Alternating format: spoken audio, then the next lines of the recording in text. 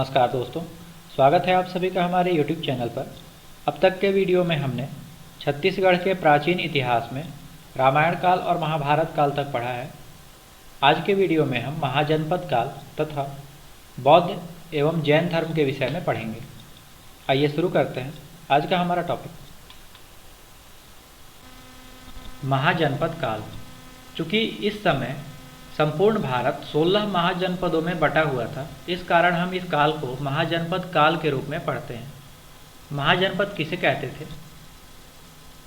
तो उस समय राज्य या प्रशासनिक इकाइयों को महाजनपद कहा जाता था। जैसा कि हमने पहले के वीडियो में पढ़ा था, उत्तर वैदिक काल में आर्यों का विस्तार मध्य भारत के साथ साथ दक्षिण भारत में होने लगा था।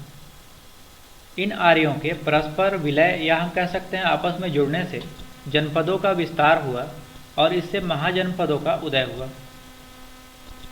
6ठी शताब्दी ईसा पूर्व भारत में महाजनपदों ने राज्य विस्तार किया। यहाँ से भारत का व्यवस्थित इतिहास मिलना प्रारंभ होता है। इस काल में भारत के हर क्षेत्रों में अभूतपूर्व वृद्धि हुई, जैसा कि पहले कभी नहीं हुआ था। यही कारण है कि भारत के राजनैतिक इतिहास का प्रारंभ भी 6ठी शताब्दी ईसा पूर्व से माना जाता है। देखिए, जनपद जो है वो महाजनपद में कैसे परिवर्तित हुए। उस समय आर्य सबसे प्रभावशाली या हम कह लें शक्तिशाली जाति हुआ करती थी। ये अपने आप को जन कहते थे। इनसे एक नई परिभाषा का जन्म हुआ, जनपद। 6ठी शताब्दी के आसपास पूर्वी उत्तर प्रदेश और पश्चिमी बिहार में लोहे का व्यापक प्रयोग होता था। इस समय उपज या पैदावार भी अच्छी होती थी।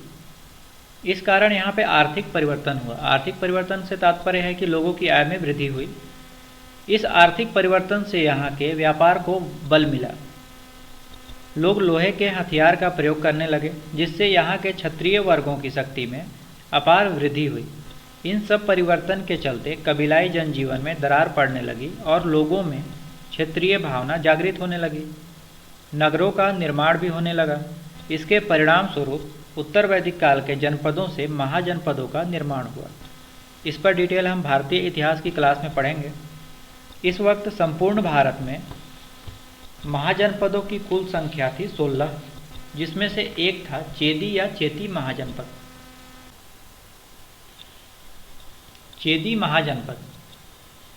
महाजनपद काल में छत्तीसगढ़ चेदी महाजनपद के अंतर्गत आता था। चेदी महाजनपद के बारे में पढ़े तो इसकी राजधानी थी सुक्तिमती।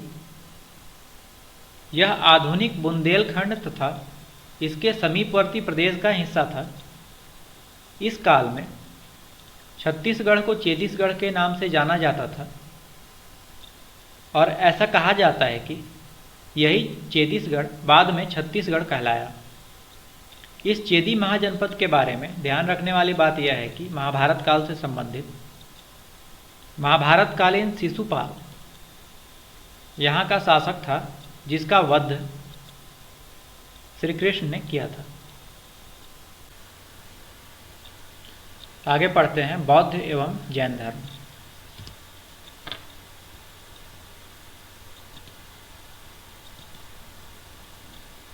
छठवीं शताब्दी ईसा पूर्व के उत्तरार्ध में मध्य गंगा के मैदानों में अनेक धार्मिक संप्रदायों का उदय हुआ। इनमें से प्रमुख थे बौद्ध एवं जैन धर्म।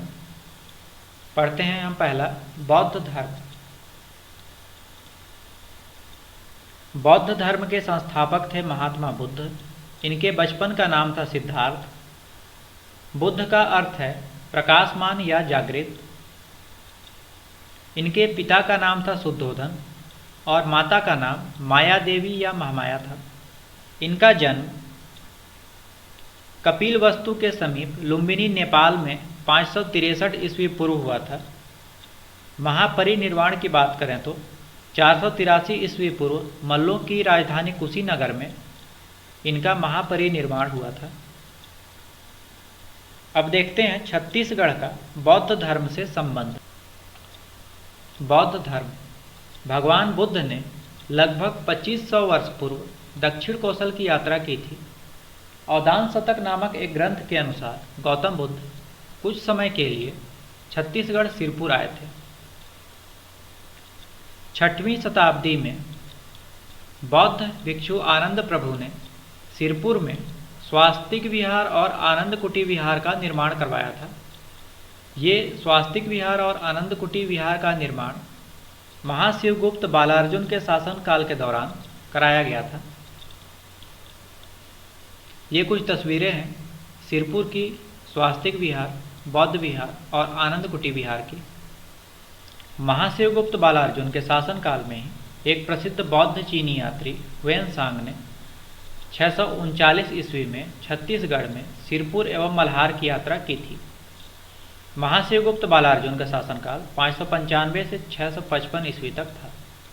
अगला है भोंगापाल कोंडागांव। भोंगापाल कोंडागांव एक प्रसिद्ध बौद्ध विहार है। यहाँ से जो बौद्ध प्रतिमा टीला मिला है उसे स्थानीय लोग डोकरा बाबा टीला के नाम से जानते हैं। पास में ही यहाँ पे एक रानी टीला है जिसे सप्तमात्रिका टीला कहा जाता है। यहाँ से प्राप्त बौद्ध चैत्य तथा प्राचीन मंदिर लगभग 5वीं से 6वीं शताब्दी के हैं। ऐसा माना जाता है कि यहाँ बौद्ध भिक्षुओं का निवास स्थान रहा होगा। यहाँ से जो बुद्ध की प्रतिमा मिली है वो इस तरह से पद्मासन की मुद्रा में है। इसके दोनों हाथ खंडित हैं। यहाँ एक शिवलिंग भी प्राप्त हुआ है जिसे यहाँ के स्थानीय लोग बड़े शिव के नाम से जानते हैं। अगला है प्रज्ञागिरी पहाड़ी डोंगरगढ़। यहाँ एक बौद्ध विहार है। पहले यह नंगारा डोंगरी के नाम से जाना जाता था, जिसमें भगवान बुद्ध की ध्यान मुद्रा में प्रतिमा स्थापित करने के बाद प्रज्ञागिरी पहाड़ी के नाम से जाना जाने लगा। 1998 में यह प्रतिमा स्थापित की गई थी। यहाँ बौद्ध सम्मेलन का आयोजन भी होता है। बौद्ध धर्म के विषय में बस इतना ही। अब हम छत्तीसगढ़ में जैन धर्म के विषय में पढ़ेंगे। जैन धर्म की स्थापना का श्रेय इसके पहले तीर्थंकर ऋषभदेव को जाता है। जैन शब्द संस्कृत के जिन से बना हुआ है, जिसका अर्थ है विजेता, अर्थात जिसने अपने मन, वाणी व काया को जीत लिया हो। जैन धर्म में कुल 24 तीर्थंकर हुए, जिनमें हम छत्तीसगढ़ के संदर्भ में पहले 16वें, 23वें और 24वें के बारे में पढ़ेंगे। जैन धर्म के पहले तीर्थंकर थे ऋषभदेव। वर्तमान छत्तीसगढ़ में ऋषभ तीर्थ गुंजी में शक्ति के निकट जांजगीर चांपा जिले में है। इसके 16वें तीर्थंकर हुए शांतिनाथ। भाटागुड़ा बस्तर में भगवान शांतिनाथ और देवी लक्ष्मी की दुर्लभ प्रतिमा इमली के पेड़ के नीचे रखी हुई है। यहाँ के ग्रामीण लोग इसे बेताल और कोटगुड़ीन देवी मानकर पूजा करते हैं। यहाँ पर इस प्रतिमा के नीचे मृग अंकित है, जिस कारण से जैन अनुयायी इसे तीर्थंकर शांतिनाथ मानते हैं। पार्श्वनाथ ये जैन धर्म के 23वें तीर्थंकर हुए। नगपुरा दुर्ग जिले में एक जैन तीर्थ स्थल है। यहाँ पार्श्वनाथ की प्रतिमा स्थापित है। नगपुरा को छत्तीसगढ़ का पारस नगर भी कहा जाता है। अगले हैं महावीर स्वामी। ये जैन धर्म के 24वें एवं अंतिम तीर्थंकर थे। जैन धर्म की स्थापना का श्रेय भले ही ऋषभदेव को जाता हो, पर जैन धर्म के वास्तविक संस्थापक महावीर स्वामी को ही माना जाता है। आरंग रायपुर, यहाँ का भांडल देव मंदिर जैन धर्म को समर्पित है। यहाँ मंदिर के गर्भगृह में 3 प्रतिमा स्थापित है। राजिम के सोमेश्वर मंदिर के प्रांगण में पार्श्वनाथ की एक प्रतिमा मिली है। रतनपुर में भी कलचुरी कालीन ऋषभदेव की प्रतिमाएं मिली हैं। महाजनपद काल में बस इतना ही। दोस्तों, आज के वीडियो में हमने महाजनपद काल बौद्ध एवं जैन धर्म के विषय में पढ़ा। अगले वीडियो में हम मौर्य साम्राज्य एवं सातवाहन वंश के विषय में पढ़ेंगे। किसी भी प्रकार का डाउट हो तो नीचे कमेंट कर सकते हैं। अगर वीडियो पसंद आए तो लाइक, शेयर एवं सब्सक्राइब जरूर करें। धन्यवाद।